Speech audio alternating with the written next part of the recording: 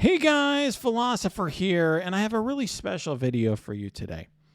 This is a video where I'm going to look back at 2021 and use this as a way not to do this one of these year-end review things where I just go through everything Scopely did, but where I talk to you about what the state of the game is now. This game has been transformed in 2021, absolutely transformed, and in some ways it's been good. And I'm going to talk about those. And in some ways, it's a lot worse. And this game is going to transform even more in the upcoming year. I'm going to talk about that and talk about my concerns for where the game is at. And if you're interested in that sort of discussion, buckle up, because I'm going to have a lot of blunt things to say to you and, frankly, to Scopely if they're watching. So let me just start by saying that 2021 is a year where there's been a lot of good things. I'll just start by acknowledging some of the good things that Scopely did this year, because there are some really big ones, right? For example, it's a really big deal, for me at least, that I now have a ton of stave squads. I've got, 200 slots, essentially, and they have different tabs and everything. I mean, this is legitimately great. The fact that I can edit them, yes, this should have happened years ago, but this is legitimately a great leap forward, right? It's legitimately great that now I can sim blitz, right? That is legitimately a fantastic thing. It's legitimately great that, in my raids, I've got the auto basic button. Okay, legitimately a fantastic thing. It's legitimately a good thing that they made RTA more flexible, so you don't have to RTA all day unless you want to, right? Just do it twice a day if you don't like it. That's really good. It's also nice and a good thing that they've loosened up certain bottlenecks. Not nearly enough, but they've given people more orange gear, for example. Great. They put the green ISO, made that situation much better. For a long time, players weren't able to get the green ISO that they needed to even get into certain levels of Doom Raid, right? For that, I give them credit for the things that they have done to improve the game this year. And I will also say that some of the content they've created has been very good this year. I enjoyed the Doom 1 raid when it came out, when it was Doom First Strike. I enjoyed Doom 2 when it first came out. I enjoyed racing Dark Dimension 4 at the beginning of the year and Dark Dimension 5 at the very end of the year. Okay, I really enjoyed that. But there's a lot in terms of where this game is going. It is, in general, going in a direction that is very concerning to me. And I want to talk about it at a very in a high level, not go through every little thing that happened. But when we started this year, I think January 6th, I unlocked Dr. Doom. I was like the fourth person in the world to do it. And at the time, I think he's a great character, an amazing character. It was a leap ahead of the characters that we had. I actually thought at the time Longshot was the second best character maybe in the game, because there weren't, this was a bit of a power leap forward here.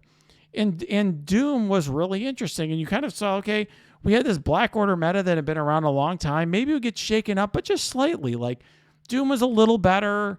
He was great in raids. He was really interesting in war, but he wasn't unbeatable. And, this team was really these two characters were kind of interesting, but, we really weren't quite sure what was going to happen in the future. I mean, the first teams that were introduced were not these world-beating characters. It was like Skill Military, which was a total screw-up by the devs. It didn't even work. It didn't work at all. I mean, I actually built Skill Military when it first came out, and it literally, at the time, it did not have Black Widow in it. Killmonger was the fifth character, and it couldn't even beat the teams they advertised like Marauders, but it couldn't even beat teams like Sinister Six or Wave 1. But the next team was Shadowland, and it was great. They had it wasn't a super, it was a super great war team, but it wasn't crazy. It wasn't outside of the realm of what they had done in the past, because it was just a war offense team. But things got quickly in a different direction this year, right? We all know that. I mean, there was a group of characters that were introduced, starting with Silver Surfer, when Silver Surfer came out, we could only get him to 2 or 3 yellow stars, and he was already the best character in the game at like 2 or 3 stars. Right? It was such a power leap in the game. And then Kestrel came out, and a character they were giving away in an event campaign was better than the character that I spent all that time grinding out in Dark Dimension for. Right? Just the amazing character. They gave everybody Silver Surfer. They gave everyone Kestrel. Totally changed everything. Then they came out with Heroes for Hire. And they said to us at the time, the envoys, when we were talking to the devs, they said that they wanted this team to be like a mini boss.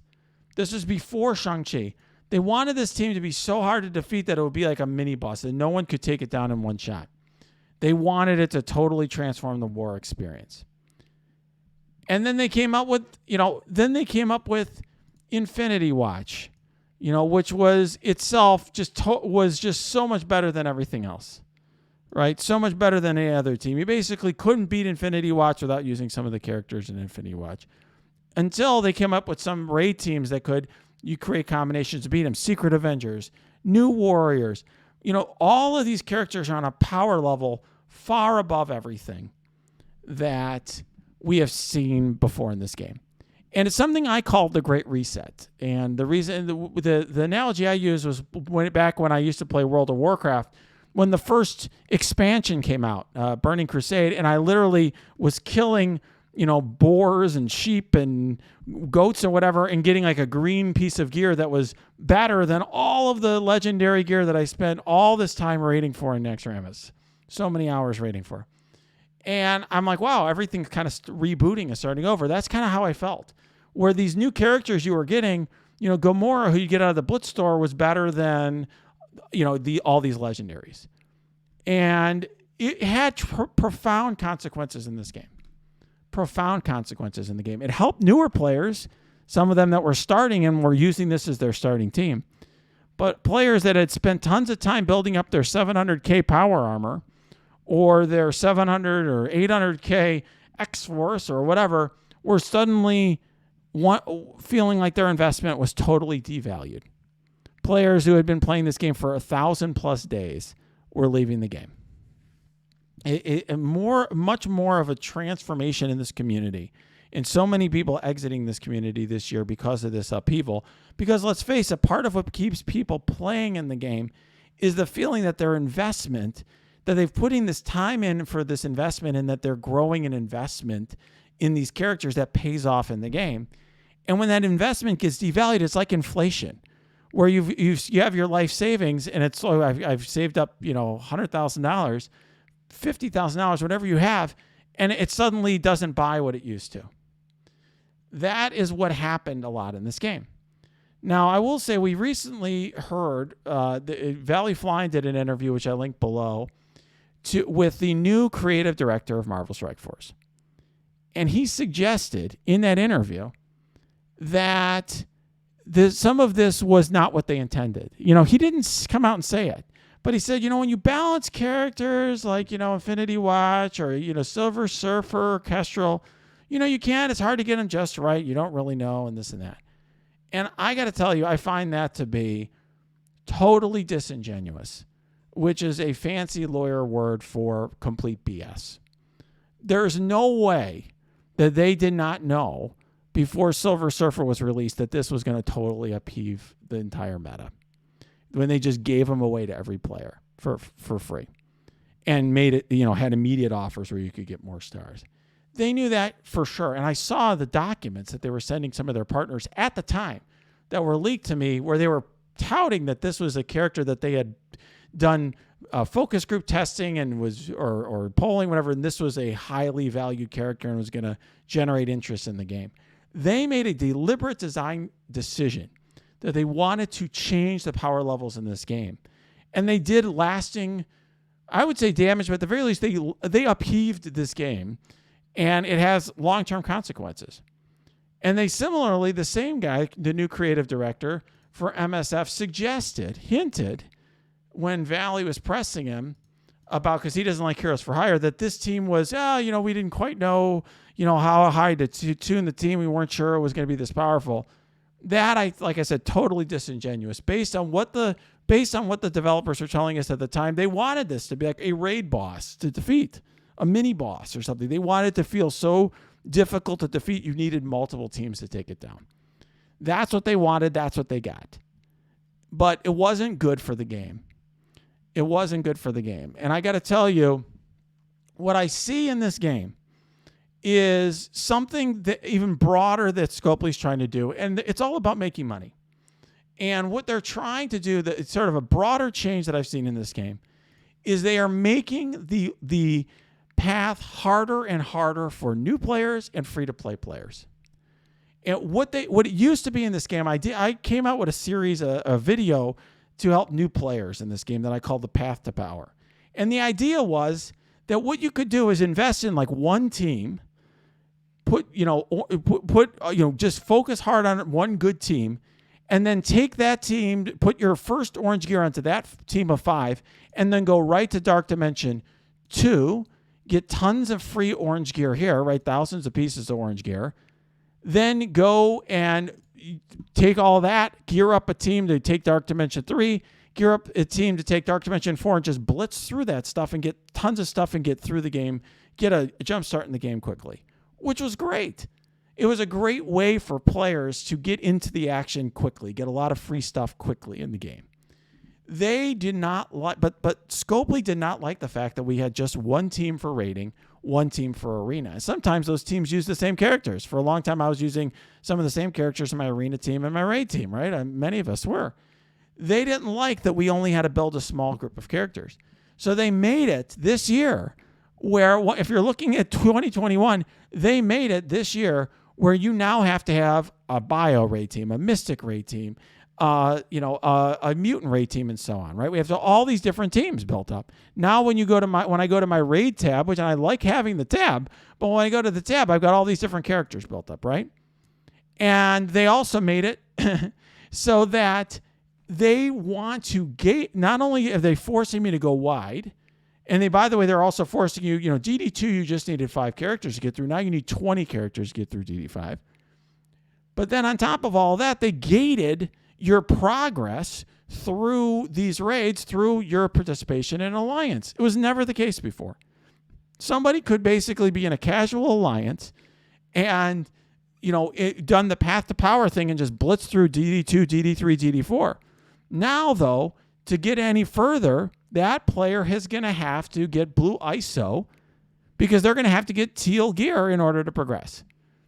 Scopely changed the ordering of the color in order to make it so that they could create this gateway. It was a deliberate design decision. Here's what I mean by I didn't say that right, the ordering of the color.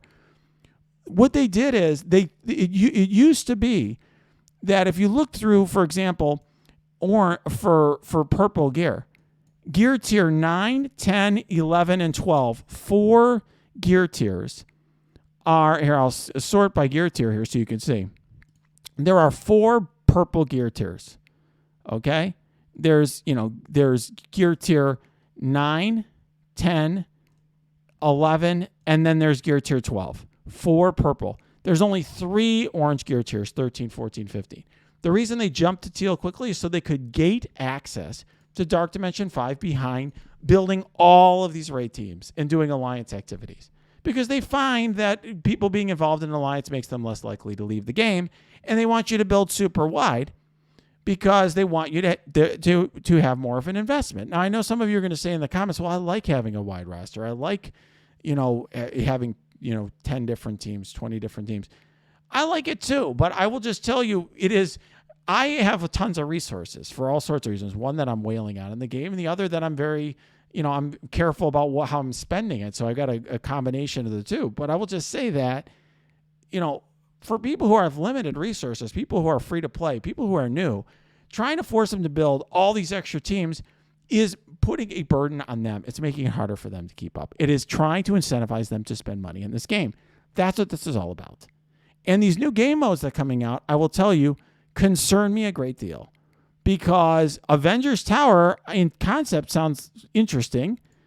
But what I'm worried about is that this Avengers Tower, which you don't know that much about, is just going to be another blitz but it's going to reward having a very wide roster, which doesn't bother me because I've got a very good wide roster. But if you're a free-to-play player or if you're a newer player, what this I believe may be incentivized to get you to do is to build a wider roster. Similarly, the most exciting thing about this game for me right now is the thought of Grand Tournament. I've had people ask me, what do I love the most about MSF? The two things that I enjoy the most are racing and Dark Dimension.